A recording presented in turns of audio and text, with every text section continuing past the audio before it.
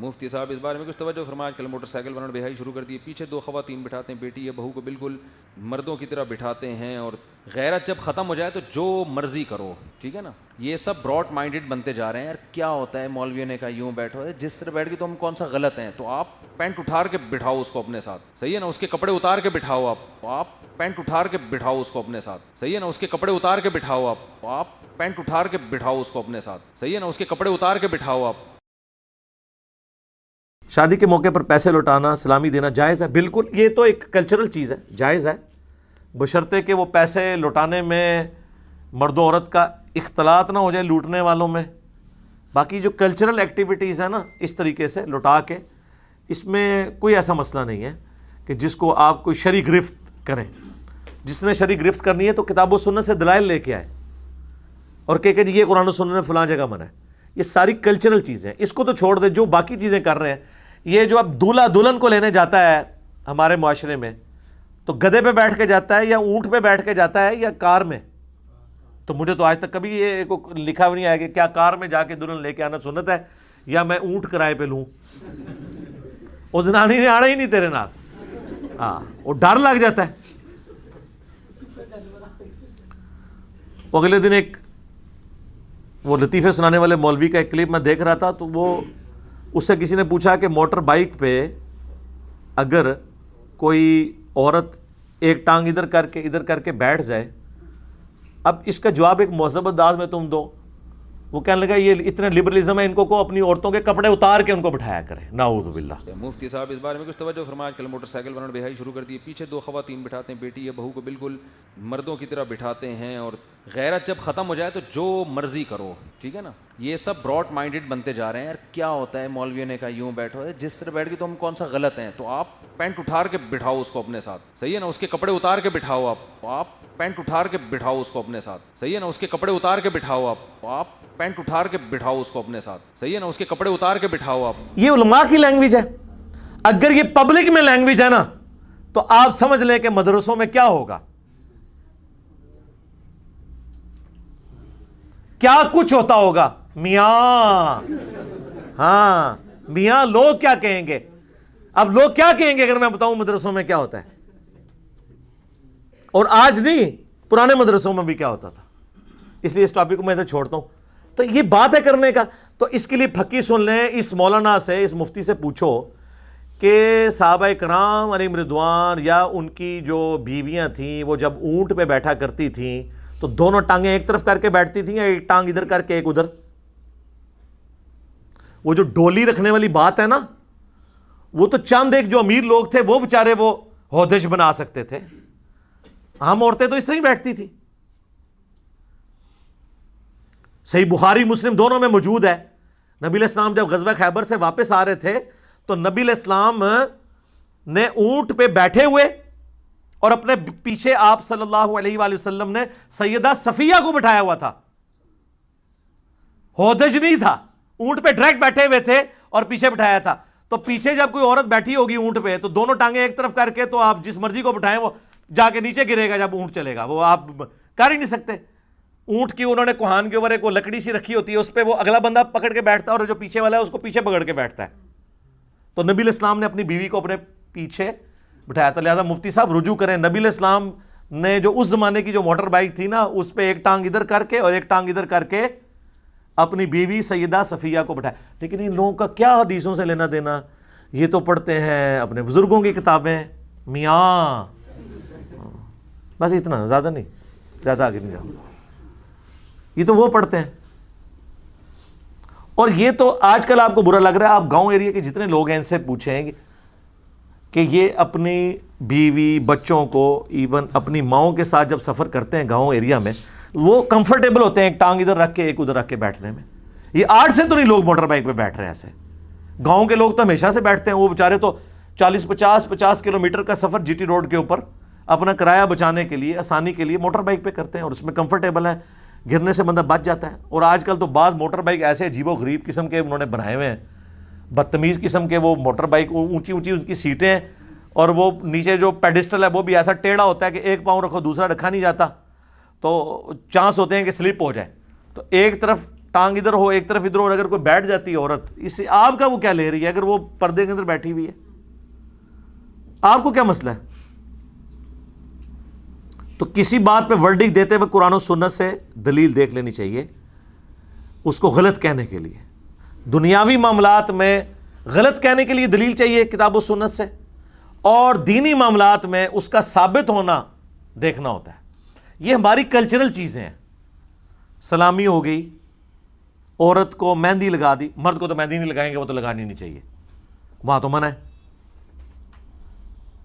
باقی جتنی کلچرل چیزیں ہیں جس میں مرد و عورت کا اختلاط نہ ہو, وہ سب کی سب چیزیں جائز ہوں گی اس معاشرے کے اعتبار سے. سیرا تو ان کو نظر آ رہا ہے کہ جی ثابت نہیں ہے. تو یہ جو مولوی نکاح پڑھانے کی اسلامی لیتے ہیں, نبی علیہ السلام اپنے جب صحابہ کے صحابیات کے نکاح پڑھاتے تھے تو 5-5 ہزار روپے لیتے تھے. آج تک کسی اہل حدیث مولوی نے اس کو تو بدعت نہیں کہا. کوئی ہے تو اڑیل مچ دسو منو زیادہ کوئی ہے بدعت سیرا لوائے لا کے وہ ہاتھ سے پڑاؤ, جس سے سوری ہو گئی, پگڑی اتار دی, رکھ لیں, پھر سلامی دیں, ساتھ ہی پکڑ کے جیب میں ڈالیں, کو یہ بھی ثابت نہیں ہے. ان تو اڑنا ہی کچھ ہی ہونا چاہیے. ان کا دیکھو تھوڑی دیر پہلے میں بھی تھوڑی گل مان لی سی نا, تو ہوں تسی بھی لیاؤ کیڑی قرآن اور صحیح حدیث سے ثابت کریں. ٹھیک ہے, جو آپ کو آپ کے اسلاف سے ہٹا رہا ہے اور یہ کہہ کے کہ میں بابوں کو نہیں مانتا, اس کا مطلب وہ نیا بابا بن کے نئے بابی پن کی بنیاد رکھ رہا ہے. وہ کہہ رہا ہے سارے بابوں سے ہٹا کے سب کو کس کا مرید بناؤ, سب مجھے بابا سمجھے, باقی ساری قوم بابا لیس ہو جائے. وہ آپ المحند المفند کے 3 عقیدوں پہ ابھی جب 2 گھنٹے کا فضول ترین ویڈیو آئی ہے نا, اس میں بھی المحند کو ہائی لائٹ کیا ہے. اس میں عقیدے قرآن و سنت کے خلاف المحند کی عبارت کو غلط وہ مفہوم بیان کر رہے ہیں جو علماء دیوبند مراد نہیں لیتے. بہتان باندھ رہے علماء دیوبند پہ. ہمارے پیچھے تو پورا ایک اہل حق علماء کا ایک گروہ کھڑا ہوا ہے. یہ ان کی عزت کا سوال تھا. میری ذات کیا ہے, میری کیا حق. میں نے المحند کو پڑھنا شروع کیا, میں نے اس پہ دلائل مجھے لگا یار یہ تو 100% قرآن. اس سے پہلے مجھے پتہ ہی نہیں تھا کہ المحند میں لکھا کیا ہے. اس سے پہلے مجھے پتہ ہی نہیں تھا کہ المحند میں لکھا کیا ہے. اس سے پہلے مجھے پتہ ہی نہیں تھا کہ المحند میں لکھا کیا ہے. اشرف علی تھانوی صاحب نے کتاب لکھی ہے ارواح ثلاثہ, 3 روحیں, نام ہی دیکھ لیں, یعنی 3 مرے ہوئے بابوں کی کرامات, اور نیچے لکھا ہوا ہے یعنی کرامات اولیاء. اس کتاب میں آپ کو وہ کچھ ملے گا. بلکہ مجھے کچھ عرصہ پہلے تارج می صاحب نے فون کر کے کوئی میرا کلپ دیکھا, ان کا یار واقعی یہ لکھا ہوا ہے کہ قاسم نوتوی صاحب مرنے کے 6 سال کے بعد دیوبند مدرسے میں واپس آئے, قبر سے نکل کے صلح کرا کے پھر چلے گئے, اور بیداری میں. نے کہا ہاں جی لکھا ہوا ہے. کہتے ہیں مجھے تو نہیں پتا. تو اس لیے ہم ڈسپلے کروا دیتے ہیں, ہم نے نہیں کتابیں چھاپی ہوئی. جائیں پوچھیں گے بزرگ یہ لکھ کے جو کچھ گیا ہے یہ کرامات اولیاء ہے. بریلویوں کا مردہ نکل آئے تو شرک, دیوبندیوں کا بابا نکل آئے تو توحید. پھر کہتے ہیں جی سعودیہ والوں نے جو بندی لگائی ہے, ہم پہ جھوٹا الزام لگایا کہ ہماری کتابوں میں شرک اور بدعت ہیں نا جناب, کیوں نہیں ہے؟ وہ آپ نے چشمہ دوسرا لگایا تھا نا, آپ کو صرف بریلویوں کی نظر آتی تھی. وہ اہل حدیث تو دونوں کو اوپر سے ایک نظر سے دیکھ رہے ہوتے ہیں نا, کہ کام انہوں نے بھی ڈالا ہوا ہے, کام انہوں نے, جس طرح میں بھی کہتا ہوں پابندی نہیں ہونی چاہیے, یہ غلط ہے. سلیبس کو چینج کروائیں, ریاض الصالحین شروع کروائیں, میری ویڈیو اس پہ پہلے آ چکی ہے. کام تو ڈالا ہوا ہے انہوں نے. اسی ارواح ثلاثہ میں لکھا ہوا ہے کہ جی ایک دفعہ رشید احمد گنگوئی صاحب نے مدرسہ دیوبند کے بانی جو ہیں قاسم نانوتوی صاحب, ان کو پبلکلی کسی جلسے کے موقع پر یا پبلک گیدرنگ کے اندر انہوں نے ان کو پبلکلی چارپائی پہ لٹایا, پھر خود ساتھ ان کے لیٹ گئے, پھر کروٹ ان کی طرف کی, پھر عاشق صادق کی طرح ان کے سینے پہ ہاتھ رکھا. یہ الفاظ اس میں لکھے ہوئے ہیں, یہ میں نہیں کہہ رہا. اور اب اتنا کچھ اگر کسی کے ساتھ ہو رہا ہو تو اس بیچارے نے بولنا ہی ہے نا آگے سے. تو قاسم نانوتوی صاحب جو مدرسہ دیوبند کے بانی ہیں, انہوں نے کہا کہ میاں یہ کیا کر رہے ہو, لوگ کیا کہیں گے؟ تو رشید احمد گنگوئی صاحب فرماتے ہیں کہ کہنے دو لوگوں کو. یعنی اگر میری زبان میں آسان کہنے دو, یہ تو ہے ہی بٹ دماغ نے, انہوں نے اتنا دماغ ہے کہ یہ سوچن کہ بابے بھی غلط ہو سکتے ہیں. لیکن ان کو نہیں پتا تھا کہ آج وہ وقت آ چکا ہے کہ لوگ گلی گلی کہہ رہے ہیں کہ بابے تھے, شاہی کوئی نہیں. دیکھو وہ جو المہند میں لکھا ہے نا، ہم بزرگوں کی قبروں اور سینوں سے فیض لینے کے قائل ہیں. تو قبروں والا واقعہ تو میں نے آپ کو بتا دیا، وہ دیوبند مدرسے کے بانی قبر سے نکل کے صلح کروا کے واپس چلے گئے.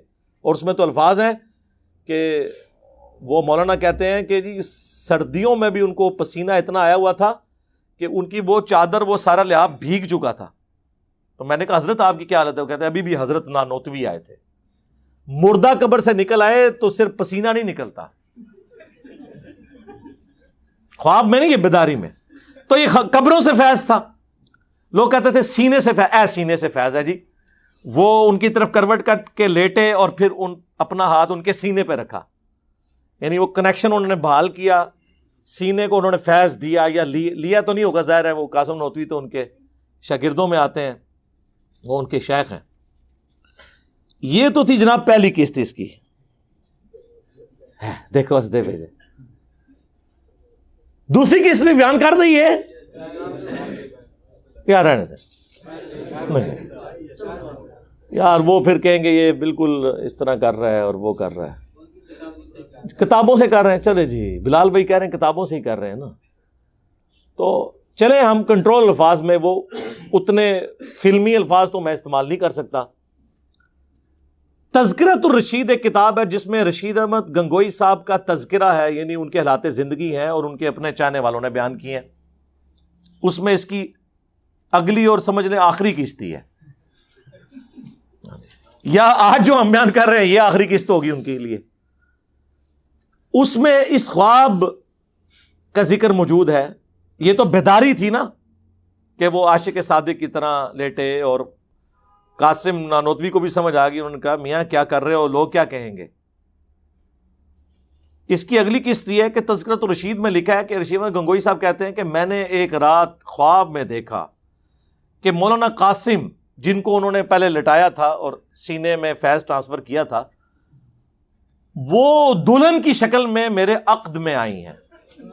جی جی جی جی جی، وہ دلہن کی شکل میں، یہ نہیں انہوں نے کہا کہ میری دلہن اس شکل میں آئی، انہوں نے کہا وہ دلہن کی شکل میں میرے خواب میں آئیں، عقد میں آئی، خواب میں ہی انہوں نے دیکھا. اور اس کو آگے بیان کرنے سے پہلے میں بتا دوں کہ بخاری مسلم دونوں میں حدیث ہے کہ خواب کی 3 اقسام ہیں: اللہ کی طرف سے، شیطان کی طرف سے، یا نفس کی طرف سے. نفس کی خواہشات بھی بعض اوقات اس طرح سامنے آتی ہیں. جیسے عمران خان صاحب نے 2013 میں کہا کہ میں نے خواب دیکھا ہے کہ میں پرائم منسٹر بننے والا ہوں، کلین سویپ کیا ہے. اس وقت تو نہیں ہوا، بعد میں کلین سویپ نہیں ہوا، پرائم منسٹر وہ بن گئے. تو اس وقت جو خواب انہوں نے دیکھا تھا نا، وہ ان کی نفس کی خواہش تھی، وہ سامنے آئی. ہر وقت جب بندہ سوچے تو کچھ نہ کچھ تو ہو جاتا ہے. ڈاکٹر طاہر القادری صاحب نے تو آپ میں سے کئی لوگوں کی پیدائش سے پہلے یہ خواب دیکھا ہوا ہے. تو نفس کی خواہش ہی تھی نا، ہوئی تو نہیں، کوئی غیبی خبر تو نہیں تھی وہ والی. تو کہتے ہیں جی میں نے خواب میں دیکھا کہ وہ جو ہیں وہ دلہن کی شکل میں میرے پاس آئی ہیں، اور پھر وہ ان کا نکاح ہوا، اس کے بعد پھر روحانی اولاد بھی ہوئی. ہاں جی. اور اس کے بعد یار یہ اگر کسی کو خواب آیا بھی تھا تو ظالموں اس کو لکھنے کی کیا ضرورت تھی. اور اس میں وہ لکھتے ہیں، اور پھر آگے اب لکھنے والے کو بھی شرم نہیں آ رہی، اب اس کی وہ تعویل کر رہا ہے. وہ کہہ رہا ہے جی یہ خواب کی تعبیر اصل میں یہ تھی کہ مولانا قاسم نانوتوی صاحب نے رشید احمد گنگوئی صاحب کے شاگردوں کی، اسٹوڈنٹس کی تربیت کرنی تھی بات میں. تو اس سے انہوں نے یہ بھائی تربیت کرنے کے لیے بیوی بن کے ان کے عقد میں آنا اور پھر اس سے اولاد پیدا ہونا، یہ پورا کام ہونا ضروری تھا. اگر یہ سمجھتے ہیں نا کہ اس خواب میں کوئی مسئلہ نہیں ہے تو سر بیان کرو. پوری دنیا کی دیوبند کی مساجد میں اگلی دفعہ یہ خواب بیان کیا جائے بزرگوں کی کرامات کے طور پر. بھئی جو چیز ہوگی آپ فخریہ بیان کریں گے نا. جس عقیدے سے آپ لوگ منہ چھپاتے پھریں تو صحیح مسلم کی حدیث ہم آپ پہ فٹ نہ کریں. گناہ وہ جو تیرے دل میں کھٹکے اور تو اس بات سے ڈرے کہ لوگ اس پر مطلع ہو جائیں. چلے آپ تشریح کے ساتھ بیان کرتے ہیں، لیکن ان کو پتا ہے کہ اب لوگ جو ہیں وہ بٹ دماغ نہیں ہے. لوگ تو پوچھیں گے میاں یہ کیا ہوا. اسی میں نے اپنے اسٹوڈنٹس کو کہا کہ ان کو آپ سمجھانے کے لیے پورا واقعہ لکھیں گے تو ان کا دل دکھے گا. آپ صرف لکھ دیا کریں میاں، آگے وہ سائن اس طرح، وہ جو سیدھی لائن اور نیچے چھوٹا سا ٹھمکا. ایکسکلیم ود جوائے یا ایکسکلیم ود سارو، وہ سائن ڈال دیا کریں. تو اب یہ چیزیں انہوں نے کتابوں میں چھاپی، ہم صرف راوی ہیں بیان کرنے والے. ان کا دین اس قابل نہیں ہے، ان کے بابوں کا دین، کہ اس کو یہ بیان بھی کر سکے. ہمیں کراچی سے اگلے دن اکیڈمی میں ایک کال آئی، تو کراچی کے ایک مفتی صاحب مشہور زمانہ لطیفوں والے، ان کے وہ نمازی بھی تھے، اور کہتے ہیں میں علی بھائی سے اتنی نفرت کرتا تھا، میرا بھائی مجھے کہتا تھا سنو، لیکن میں کہتا تھا میں نے سننا بھی نہیں. کہتا بس ایک ہی کلپ سنا. میں کہتا ہوں جی آپ ہمارا کوئی ایک کلپ سن لیں کسی بھی ٹاپک پہ، خواہ وہ فکر آخرت سے ریلیٹڈ ہو ہدایہ پورٹل کا، یا انڈرسٹینڈ اسلام میں بابوں کی کلاس والا کوئی کلپ ہو، یا مسلم اونلی کے اوپر اخلاقیات سے متعلق کوئی کلپ ہو، وہ کافی ہوتا ہے بتانے کے لیے کہ بھائی دین اس طریقے سے بیان ہوتا ہے ریفرنسز کے ساتھ. وہ کہتا جی ایک کلپ دیکھا اور وہ وہی تھا، قبر سے نکل کے صلح کروا کے واپس چلے گئے ارواح ثلاثہ. کہتا ہے میں تو حیران ہو گیا. تو میں نے مفتی صاحب سے کہا کہ اس طرح، تو ان مفتی صاحب نے کہا تمہیں منع کیا تھا انجینئر کو نہیں سننا. انہوں نے کہا جی میں نے چلے اب سن لیا، اب تو مجھے وائرس لگ گیا ہے، اب اگلا علاج بھی کریں نا، پریونٹیو مینٹیننس تو نہیں، کیوریٹو علاج تو میرا کریں نا. کہتے ہیں نہیں اصل میں آپ لوگوں کو ان باتوں کی سمجھ نہیں ہے، اس لیے ڈائریکٹ نہیں پڑھنی چاہیے. اس نے کہا جی میں ڈائریکٹ نہیں پڑھ رہا، میں کتاب لے کے آ رہا ہوں، آپ مجھے سمجھا دیں. کہتے کتاب لے کے گئے ہوں تو آئمائشیں شروع کر دی. کہتے مجھے فوراً ہی اندازہ ہو گیا یار یہ تو بالکل کسی بنیاد پہ نہیں کھڑے. اور مجھے کہنے لگے مجھے نہیں، میں وہ فون سن رہا تھا، کیونکہ جب اس طرح کی باتیں ہوں نا تو میں کبھی ابرار بھائی کے پاس بیٹھا ہوں نا تو وہ اسپیکر آن کر دیتے ہیں کہ تاکہ میری بھی تھوڑی حوصلہ افزائی ہو جائے سن کے. تو جب انہوں نے اسپیکر آن کیا تو وہ کہنے لگے علی بھائی جتنے یہاں پہ اس کے جلسے ہوتے ہیں، پروگرام ہوتے ہیں، اس میں ٹاپک آپ کو اس نے بنایا ہوتا ہے. ان کی ویڈیوز ریکارڈ نہیں ہوتی، ویڈیو تو یہ صرف وہ ایک ریکارڈ کر کے چڑھاتا ہے نا، باقی جتنے عام اس کے دورے جدھر بھی ہوتے ہیں نا، آپ کو ٹاپک بنایا ہوتا ہے کہ اس فتنے سے بچنا ہے. تو اب آپ کر لیں میرے بھائی، اللہ نے اس وقت ڈیجیٹل میڈیا کی وجہ سے سارے فرقوں کی بنیادیں اکھاڑ کے رکھ دی ہیں اس حوالے سے کہ ان کی تعلیمات اس قابل نہیں کہ پبلک کو پیش کی جائیں. ہم دیکھیں ان کی تعلیمات ہم پیش کر رہے ہیں، دیکھیں ان کے بزرگوں کی کرامات ہم بیان کر رہے ہیں. آج تک سنا تھا آپ نے بریلوی صرف اپنے بزرگوں کی کرامات بیان کرتے تھے، دیوبندیوں کی تو وہ مانتے ہی نہیں تھے. ہم تو مان بھی رہے ہیں اور بیان بھی کر رہے ہیں. پھر آگے بتا رہے ہیں آپ بتائیں یہ بزرگ ہیں میاں، بس اس سے زیادہ ہم کچھ نہیں کہیں گے. تو یہ ایک علمی ایک بوجھ تھا، ہم نے اپنے کندھے سے اتار دیا. کئی بار میں نے کہا دوسری قسط ہے، لوگ کہتے تھے لیاؤ دوسری، تو بس وہ دانش دی موت ہو گئی ہے. ٹھیک ہے نا.